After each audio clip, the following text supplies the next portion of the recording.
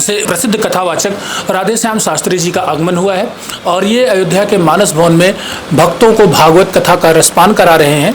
आज हम महाराज जी से जानेंगे भागवत कथा की महिमा, महत्व एवं भक्तों को इसके रसपान के लिए किन किन प्रकार के नियमों, विधियों का ध्यान रखना चाहिए और जिस परिसर में भागवत कथा सुनी या सुनाई जाती है उस परिसर का वास्तु दोष क्या कहता है।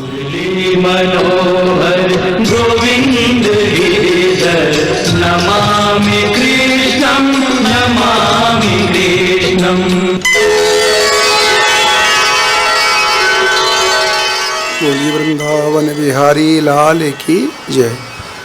भागवत कथा वेद व्यास जी ने पहले 4 वेदों का विभाग किया, 17 पुराण बनाए। जब उनको शांति नहीं मिली तो श्री नारद जी ने कहा तुम भागवत की रचना करो। तो भागवत महापुराण सबका सार है। और जब 125 वर्ष की लीला पूरी करके भगवान श्री कृष्ण अपने धाम में चले गए तो जाने को तैयार थे, तो श्री उद्धव जी ने कहा आपके भक्त आपके बिना कैसे रहेंगे। तो भगवान ने कहा मैं भागवत में ही विराजमान कर रहा हूँ। तो भगवान का तेज भागवत में ही समाहित हो गया। प्रत्यक्ष कृष्ण एव ही, जो भागवत है ये साक्षात श्री कृष्ण का ही विग्रह है।